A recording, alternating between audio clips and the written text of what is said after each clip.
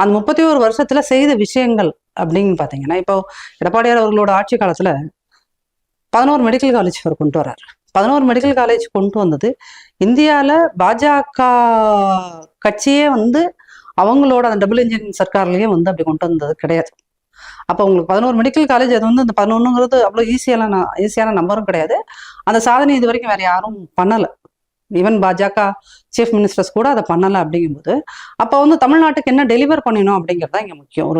ஒரு நாட்டை நீங்கள் அதை எப்படி அளவிடுறீங்க அப்படின்னீங்கன்னா, அங்கே உண்மையிலுமே அமைதி இருக்கிறதா, வளம் இருக்கிறதா, வளர்ச்சி இருக்கிறதா அப்படின்னு பார்த்தீங்கன்னா, அதிமுக ஆட்சி காலத்தில் இப்போ குறிப்பாக அம்மாவோட ஆட்சி காலத்தில் என்ன சொல்லுவாங்கன்னா, அம்மா ஆட்சிக்கு வந்தால் இங்கே வந்து பெண்களுக்கு பாதுகாப்பு இருக்கும், சட்டம் ஒழுங்கு நிலைநிறுத்தப்படும் அப்படிங்கிறது வந்து அரசியல் பற்றி பெருசாக ஒரு அவேர்னஸ் இல்லாத பெண்களோ ஆண்களோ சொல்கின்ற ஒரு விஷயம் என்னன்னா, அவங்க இருந்தால் சட்ட ஒழுங்கா இருக்கும். அப்போ இந்த பேர் வந்து ஒன்றும் சும்மா சட் அப்படின்னு வந்துடாது, சட்டுன்னு வந்துடாது. அப்போ அதை ப்ரூவ் பண்ணியிருக்காங்க.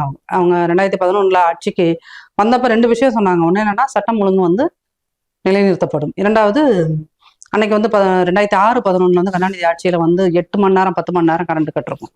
அப்போ அதை நான் சரி பண்ணுவேன் அப்படின்னாங்க. எனக்கு 1 வருஷம் கொடுங்க, மக்கள்கிட்ட பிரச்சாரத்தில் அவங்க பேசின விஷயம், எனக்கு 1 வருஷம் டைம் கொடுங்க, நான் எல்லாத்தையும் சரி பண்ணிட்டேன். ஆனால் ஆட்சிக்கு வந்து கிட்டத்தட்ட ஒரு 6 மாசத்துக்குள்ளேயே வந்து தமிழ்நாட்டை மின் மிகை மாநிலமாக மாற்றினார்கள். அப்ப இதெல்லாம் வந்து அதாவது நீங்க ஸ்மூத்தா போற ரோட்ல வந்து நீங்க வண்டி ஓட்டிட்டு போறதுங்கிறது அது எல்லாருமே பண்ணலாம், சரிங்களா? அப்ப ஒரு கரடு முரடான ரோடே இல்லாத இடத்துல ஒரு வண்டியை ஓட்டிட்டு போறோம் இல்லையா, அதே வந்து நிதானமா ஓட்டணும், உரிய டைம்ல போய் சேர்ந்தும் ஆகணும் அப்படிங்கிறது இருக்குல்ல, அதுதான் அங்க சேலஞ்சு, அதுதான் சாதனை. அதே அதிமுக ஒவ்வொரு முறையும் எப்பப்பெல்லாம் ஆட்சிக்கு வருதோ அப்படி இப்படி ஒருவேளை கொரோனா அந்த ஃபர்ஸ்ட் கொரோனாக்கு வந்து திமுக ஒருவேளை மக்களோட துரதிருஷ்டமா திமுக ஆட்சியில் இருந்ததுன்னா, இங்க சாவுகளின் எண்ணிக்கை அப்படிங்கிறது வந்து மிக மோசமானதாக இருந்திருக்கும். அப்போ ஒரு கொரோனாவை ஹேண்டில் பண்ணதா இருக்கட்டும், இப்ப எடப்பாடியார் ஆட்சி காலத்துல வந்து கிட்டத்தட்ட 5 பெரிய புயல் வெள்ளம் இதெல்லாம் வந்தது.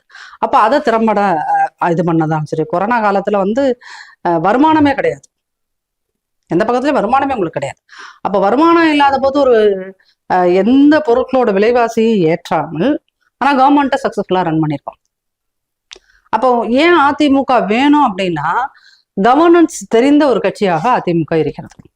ஆட்சியை எப்படி நடத்த வேண்டும் அப்படிங்கிறதுக்கான ஒரு புரிதலும் தெளிதலும் உள்ள ஒரு கட்சியா இருக்குது.